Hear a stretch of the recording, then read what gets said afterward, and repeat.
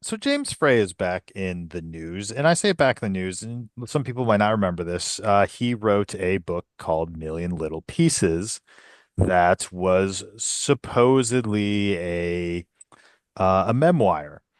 Turned out he had fabricated large portions of that, and this was after Oprah had him on his show to talk about it. He had to go back on and apologize and basically got berated by Oprah. He's had some other controversies in his time. Um, Supposedly he has exploited young writers for their work in his YA publishing company. He has refused to properly credit the work of some of these same writers. And now his most recent book that is on its way out called Next to Heaven is actually being featured by the Book of the Month Club.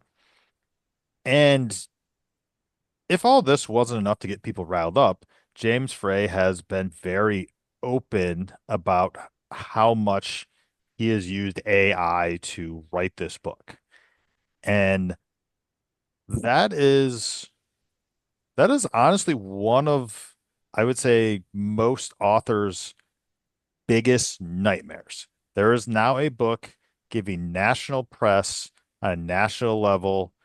I think Book of the Month is just national. I don't know. It could be international. And it is AI written. And we are at a precipice where this is going to go one of two ways, and we don't know which way it's going to go. Um, Yashi, I'm gonna jump over to you here because I know you did a little research on this. What are your thoughts on this? What you're seeing on Threads, because you're kind of our resident Threads Red puller. Gremlin. I The like thread puller, like kind of like the fates. You're pulling the threads. who are we gonna damn today? Just kidding. Don't. Um, I don't know where to start. We see a lot of authors just kind of talking about how frustrated they are, how their books don't get the time of the day, and then all of a sudden this dude comes back from the dead and he's like, "Oh, here's my next book, and by the way, I wrote it with AI." Like, So to be clear, he had not published a book. This is according to his Wikipedia since 2018, which is Katarina, or excuse me, 2019 when he was publishing under Pittacus Lore for the Lorien Legacies, better known as I Am Number Four, which is the last one published in 2019. Fun fact, I Am Number Four is one of the few books on my did not finish list because it sucked. Sorry to anyone that liked it. Continue. I've never read it. I'm very Oh happy I no. haven't read it either. Yeah, like I feel like Beatrice and I are like, yeah, we're glad we weren't in school for that. Um, I so this is a person that, from what I was gathering, is pretty well known. And it's like one of our biggest fears has been bigger authors turning the tide in traditional publishing and incorporating AI into their works.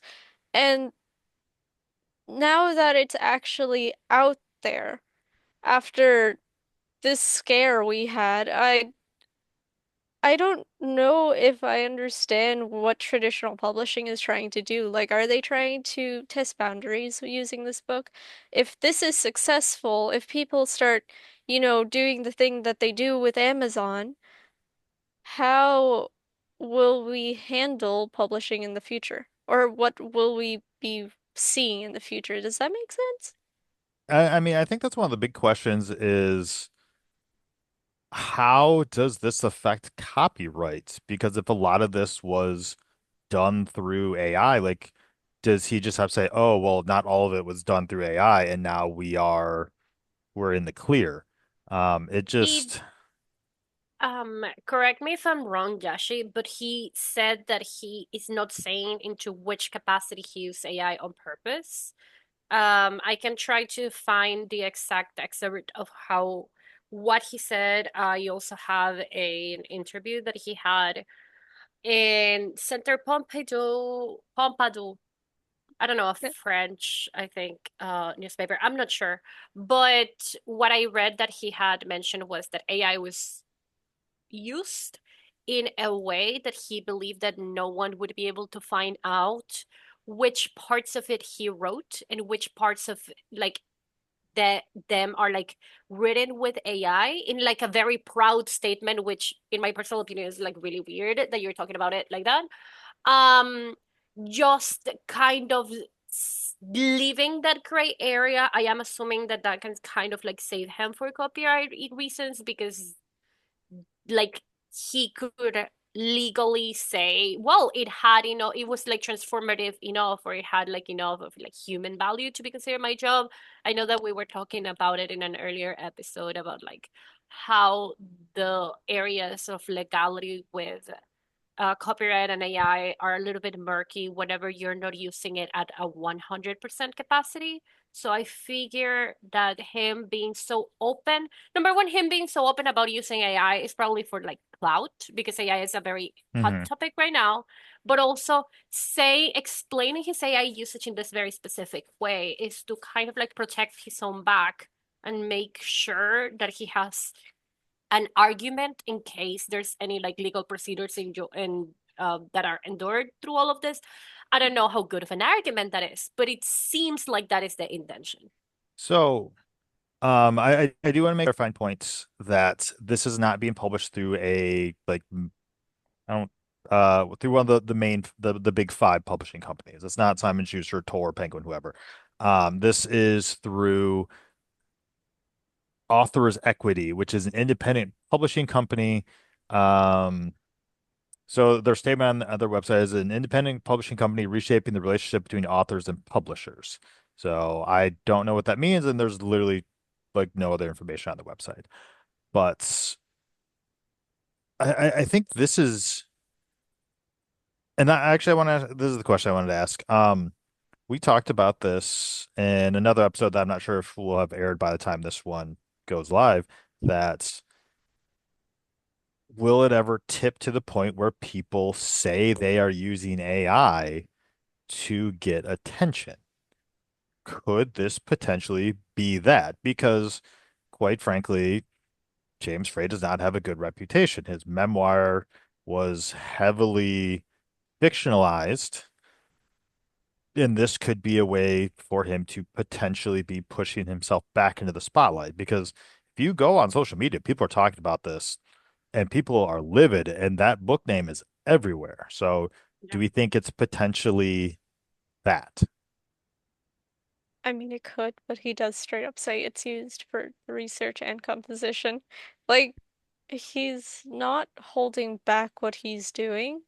And while, yes, it could be used for clout, at the same time, I genuinely think he's trying to be controversial.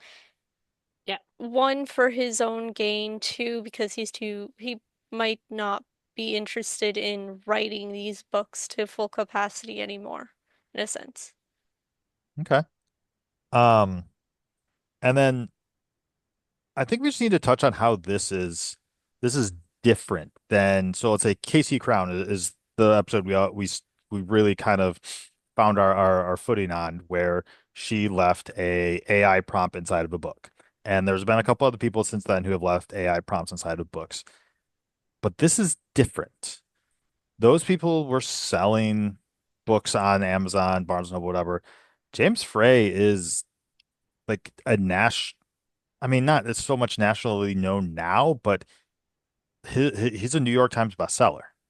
Like the difference between being able to say, "Oh yes, there's a New York Times bestseller using AI," versus the people who are pumping out romance novels using AI, is that a concerning conversation? I guess does it make a difference that we now have someone who has been traditionally published openly using AI versus people who were independently published? I feel like it does make a difference just because it's the same conversation that we had a few episodes ago about how if this shows that this is something viable, Big Five and publishers that have more like money to put out books faster are going to absolutely obliterate indie publishers and self-published authors because they are not going to care. Like if they don't see an actual like repercussion of like people not buying this thing, like like something that hits them in the money, because that's the whole point. They Hmm. want to make sure that it makes money. Then they'll start just pumping out content faster and faster and faster and oversaturating the market even more. And that's going to unfortunately affect the rest of the market. Like the future thing that we're talking about that we're very scared to happen has a possibility to happen Hmm. within a way shorter time frame than we anticipated. And would the would this even matter if this had been picked up by Book of the Month? Because I did some quick research and the number obviously fluctuates, but it's assumed Book of the Month has a minimum of 150,000 active subscribers, somewhere between 150 and 250,000. So that's that many people who would potentially just get this book because it's part of their subscription. Would this even be a conversation if Book of the Month hadn't picked it up? Um, Like, you know, would to people care as much? Because someone else out there has obviously said this before.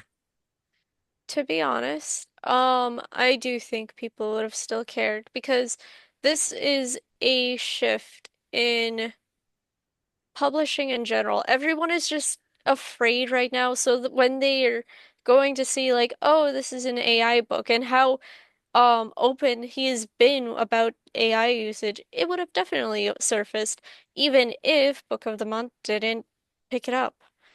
I So, think Book of the Month would have just dealt with less scrutiny, to be yeah. honest. I mean, I feel like go ahead. Oh, I was gonna say that I feel like it would be the same conversation if something else had picked it up, even Mm, if it's the month, which is extremely likely because this is already like a known person that is known to be controversial. However, I do not feel like we would be talking about him particularly hmm. if he had just released it normally, like I without agree. like the fanfare and everything. Just it happened to be book of the month right now. With the next person, unfortunately, because like it's going to happen because people suck. Maybe it's something else that gets it, and maybe it's happening right now with people that are either well known but haven't done stuff with that much fanfare and stuff, or people that are lesser known. We see that with all of the AI written books that are floating Amazon right now. It just happened that he had the perfect marketing formula, unfortunately, and that's why this all feels intentional. And I think what's concerning here is how people are going to read into what happens because people have already paid for the Book of the Month um, subscription. So, it's not necessarily you get this book and that's it. There's a couple options. If a ton of people get this book because they just want to see what the AI writing looks like, people are going to read into that as, oh, AI writing's okay, even though it's maybe just people trying to figure out, hey, was this any good or not? And numbers are all about how you read into them and what you make them say. And if this does Yeah. well, someone's going to make them say that AI writing is okay, and people are going to lean into it even further, which I think is what scares the writing community the most. Yeah, I But agree at 100%. but at the same time, I kind of wonder like if we keep giving this person a platform, it's just doing us more harm than good. Like it's good to warn people not to get a book, but if you tell someone not to do something, they're gonna do it They're gonna do anyways, right? something. So, like you bring up that maybe they'll end up getting the book in order to find out if it's AI or not, if they can really tell. Um, I hate to say it, but that's still platforming him. That's still giving him a reason to continue what he's doing because he still made the sale in the end of the day. Even if it's not like a sale, you get what I mean, Hmm. like someone else has the book in Yeah. their hands. I mean, I would have to look into it, and I don't know where I would look into it at, but I would assume every book that is chosen through Book of the Month counts as some kind of sale. So those numbers will undoubtedly go towards his. And I would be curious to find out, how does it sell outside of Book of the Month? Are people still picking it up? Are people interested in what this book is about? What it has, what he has to say, and how many people are even going to care that it's AI written? I Uh, also got the direct quote of like that he said in the interview that I was talking about like at what level AI was used in the book. If you guys want me to read it, Yes, please. Yep. it says artificial intelligence was used in both the research and composition of this book, which is what Jashi was saying. I have asked the AI to mimic my writing style so you, the reader, will not be able to tell what was written by me and what was generated by the AI. I am also not going to tell you or make any indication of what was written by me and what was generated by the AI. It was I, the writer, who decided what words were put on the pages of this book. So, despite the contributions of the AI, I still consider every word of this book to be mine, and I don't care if you don't. So someone posted this on Reddit, which is they basically share their feedback about that statement to Book of the Month. And this is what Book of the Month supposedly said back. Thank you for reaching out and sharing your feedback for on our June selection, Next to Heaven. We truly appreciate members like you who take blah, blah, blah, blah. First and foremost, we want you to know that we picked this book because we think our members will enjoy reading it. We evaluate each book on a standalone basis, and this one really stood out as an entertaining, compelling work with a distinctive story. That said, we understand that James Frey has made various previous comments regarding the use of AI in writing, some of which you may have you concerned that we are carrying a book written by AI. To be clear, we have no interest in carrying books written by AI. In fact, to do so would be counterproductive to our mission. We checked with the publisher of this book, and they told us that Frey wrote every word of Next to Heaven. Separately, beyond this specific book, we understand that Frey has made choices and comments in the past that are controversial, including with his 2005 book, A Million Little Pieces. When we arrive at a situation like this, we consider all factors carefully, and we do not impose blanket bans on authors based on their previous, uh, hang on, moves on the next page. The previous work or statements in this particular case, blah, blah, blah. So essentially, they're saying, yeah, he said it's written by AI, but his publisher said it's not. But if he's going out and just like being so vocal about it, then there's two options. Like, this is a marketing stunt, or just like he's going rogue and the publisher is trying to maintain some sort of connection within the industry. Because if they would have told Book of the Month, yeah, he used AI to write a lot of it, obviously like Book of the Month would have rejected him. Or like the third thing is that he is swearing to his publishers like, oh no, I didn't do it, I really didn't Yeah. do it, and then he actually did it, and then the publishers are just going by the honor system, because with AI written stuff, that's kind of the only thing that you can do, go by the honor system, unfortunately, unless you're KC Crowne and you leave a prompt. And it's not even that. He says he considers every single word to be his. So, like, if he's telling them, like, based on this honor system, if he's telling them, yeah, every word is written by me, then that's it. That's, And also it's there's, like very fucked up, because him saying the way that I myself, Beatrice, interpreted him considering every word to be his, is just that he maybe generated something by AI and he made a decision as if, should I put this sentence, this paragraph, this chapter in the book or not? And by making that decision, he considers that it's his because he had the last choice. Well, and he also But trained the AI to mimic his style. So in theory, that's still his words.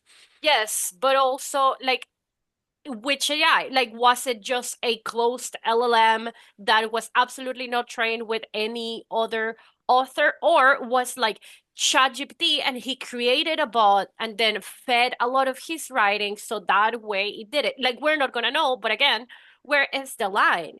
Can I grab a book from my bookshelf, see a paragraph, copy the entire chunk of the paragraph, putting in my book, recontextualize it, and then say it's mine?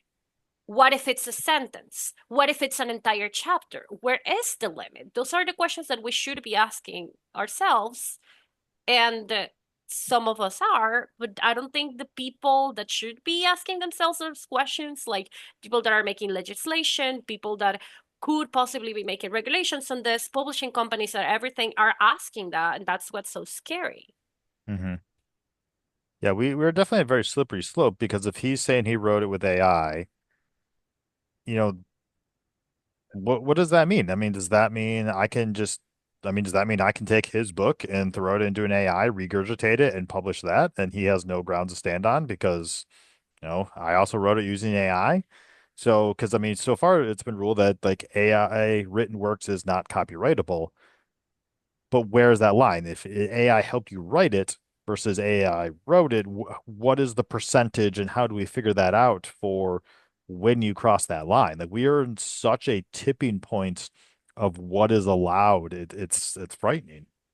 So I found this comment by author Meredith Mooring, who is also a lawyer. She specializes in employment law, but it was in a discussion about this and a question for copyright attorneys, kind of like asking this. And it's very similar to like what Joshua was explaining before, which is currently you can use AI as a tool and have copyright protection. You only lose protection if the book is 100% AI generated. Obviously, this can't change at any point. And as of the day that we are recording, the head of the copyright office was fired. So we don't know up to which capacity this is going to change, but at least as of today, unfortunately, this man is protected by copyright. And I say unfortunately as a personal opinion. It's not a statement from anyone else but me. I find that it's very unfortunate because I think it's very unfair. I also want to point out when it comes to AI and you're training it to write like you, I could tell you right now, even if you give it all of your work, it's not going to write like you. It's going to have a very distinct style, and it is almost, I'm not going to say soulless. I mean, it is, but it still cannot hold a thought the same way we do. It is so splintered, and sometimes it just straight up hallucinates. It it's not gonna be like his style. And I guarantee you, if someone is going to read it, they're going to figure it out. They're like, yeah, this was AI written. Um, but I don't say read the book. Please don't Yeah, do not. don't you Um, don't have to find out if it was written by AI or not. He says it was. Just leave exactly. it. Don't ever touch it. Be gone. One of the things about like this things about AI hallucinations and how they are being such a very scary but present part in our lives in general with like all of these companies adopting it is that I saw this post about a call center that had integrated like AI tools for note taking on the Oh. calls that they I think I surfaced. I don't sent know you if this you one.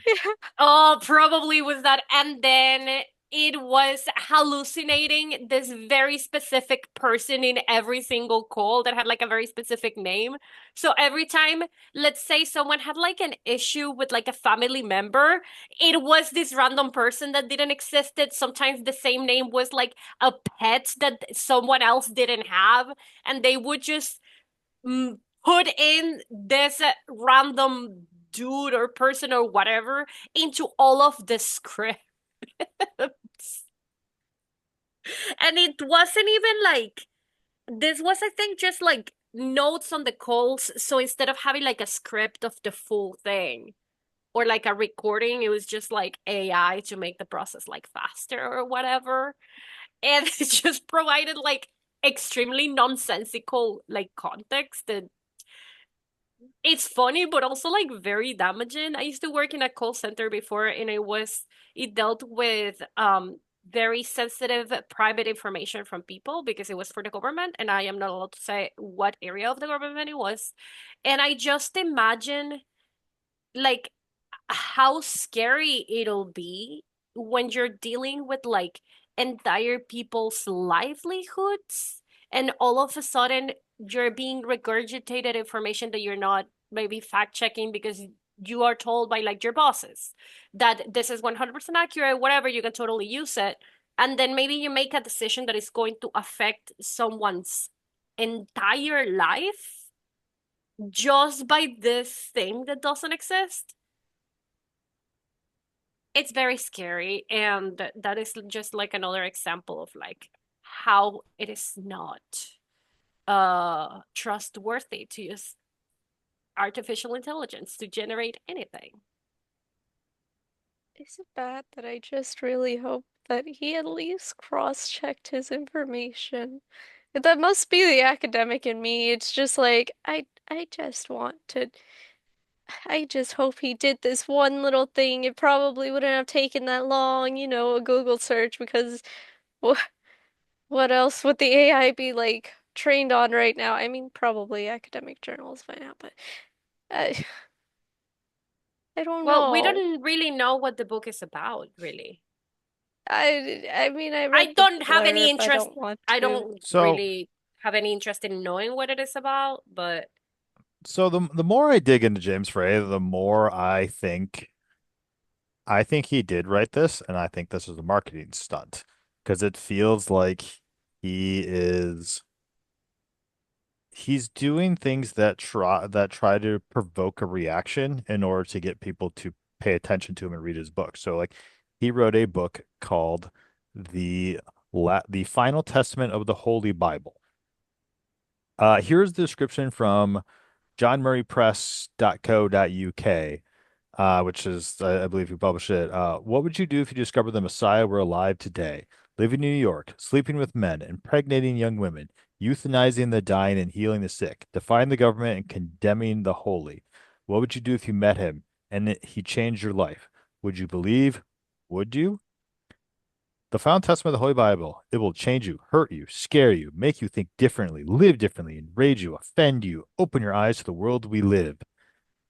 Like it's just, yeah, it has a lot of like buzz marketing buzzwords. oh, I mean, I didn't even read the paragraph before where James Frey isn't like the other writers. He's been called a liar, a Oh cheat, my a God, he's a con fake man. He's been called a savior, a revolutionary, a genius. He's been sued by readers, dropped by publishers because of his controversy, berated by TV talk show hosts, and condemned by the media. He's been exiled from America and driven into hiding. What? Oh my God. Yeah, I My haven't. man is just a pick me girl. A Um, pick? maybe he's I don't. more. I didn't have any respect for him because of the things that he has done. But I think if anyone had it, I hope they lost it. I I mean, don't know. I'm not really sure when he got driven out of the out of the country or driven into hiding. Like That he, literally can mean anything. That can just be like, oh, boohoo, Oprah talked badly about me, and now I'm so scared to go yeah, I outside mean, my house. he wrote a book in 2003, a book in 2005, a book in 2009, a book in 2011.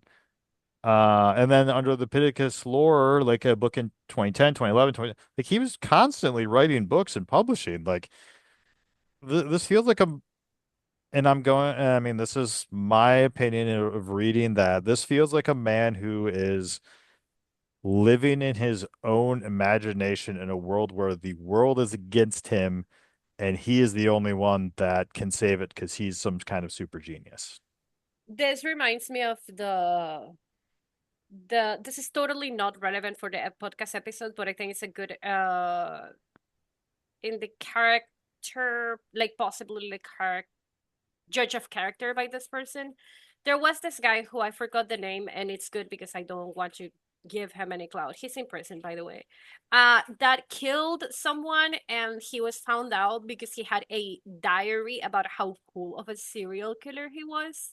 And the Hmm. diary was written in a very, very, very similar way of I the stuff remember. that yeah, the stuff that you read, that it's like they don't understand because like I am different, I'm unique, and I do all of these cool things, and then like reality was just like modeled, and actually like the way that he did everything was extremely stupid, and he was found out, I think, just like a couple of hours after he committed his first crime. This man reminds me, like the way that, like this whole things that are existing around him, describing him and everything, remind me a lot about that, in like the whole idea of like this is a very, very, very desperate for attention, like Hmm. individual that would do whatever it takes It to the point that doesn't care if it's good or bad. it feels kind of like maybe he got a taste for fame and Yeah. is trying to find it again. And I do want to say something. I should have said this earlier. Like, we are not against people getting second chances. Like, dude screwed up with Yes, a million little 100%. pieces. I'm not necessarily gonna say he owned it, but he did take his beating from Oprah. Didn't have to do that, but he has a number of other controversies following him. It feels like he already got his second chance, and it feels like this was an opportunity that could have been afforded to an author who maybe has not had national publishing done for them before, maybe an independent author. Like this feels like this is a spot in the Book of the Month Club that could have been used for literally anyone else. I agree. Like, Beatrice. Just kidding. Well, not even just Like kidding. me. Like Beatrice.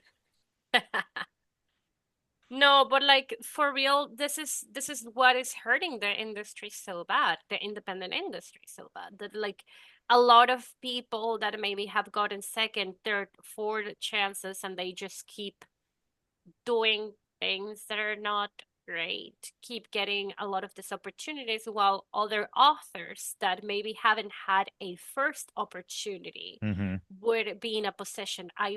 I'm choosing my words very carefully because I don't want to say that some people deserve it more than others. However, I do believe that we should try to start giving first opportunities to people that haven't had the chance instead of giving a 10th opportunity to someone that has fucked it up multiple Hmm. times.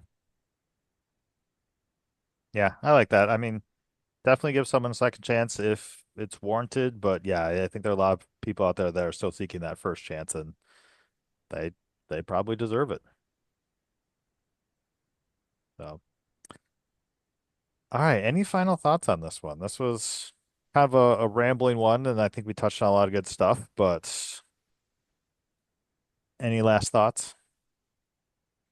I thought you were gonna say any last words. I mean, sure, you can have last words too.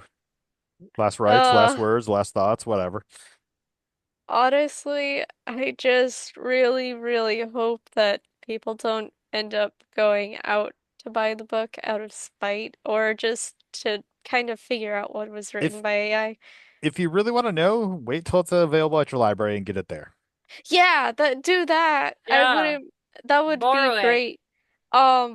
But I'm kind of scared. I kind of feel like this has fueled animosity within readers who are very pro AI or may have been on the fence, and they see this animosity. They see how cutthroat the bookish communities can be, and they're like, well, you're not giving him a chance, so we will.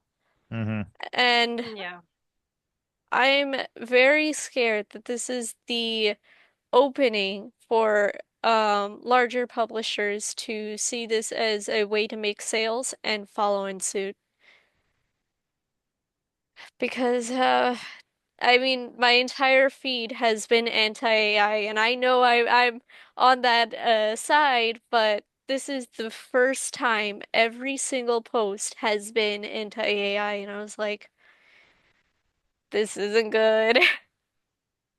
I will say, very similarly to like piggybacking, like what Jashi was saying initially, if you are someone that would want to have the conversation about this book being AI and why you are not particularly for it or stuff like that, try to have it as a conversation because that is very true. If we're just keep like fueling all of the animosity without dialogue is going to just radicalize the people that are pro AI or on the fence, and it's going to divide the industry even more. And it's in the end, at the end of the day, just going to hurt us all. I think we'll leave it there. So publishers behaving badly. It's not you, it's them.